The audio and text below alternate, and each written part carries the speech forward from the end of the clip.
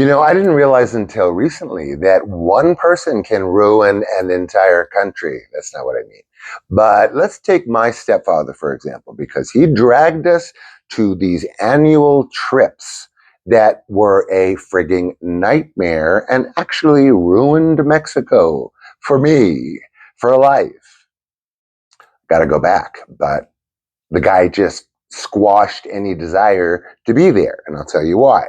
So, one of the trips, these mandatory annual trips, we would have to get up at like fucking 4 o'clock in the morning on Christmas morning because everything was like completely random and stupid with this monster, my stepfather.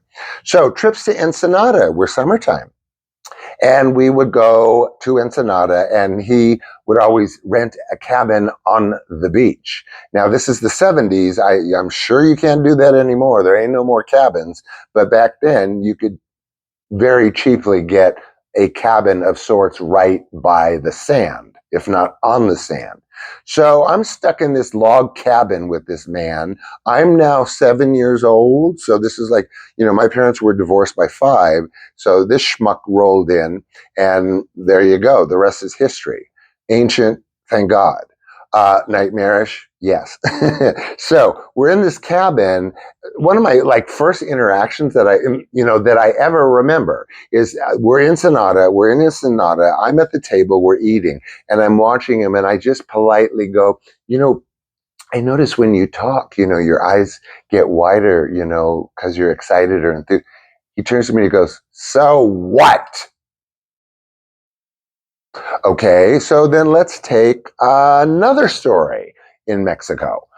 We obviously have to go through Tijuana. I had never been to Tijuana. I wanted don't even ask what I wanted to buy in Tijuana.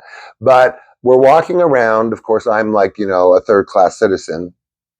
And a man comes up to me with a pigeon. And I don't know, whatever. I don't know why he wanted me to have a pigeon. I was now, I don't know, 9 years old or something. And he hands me this.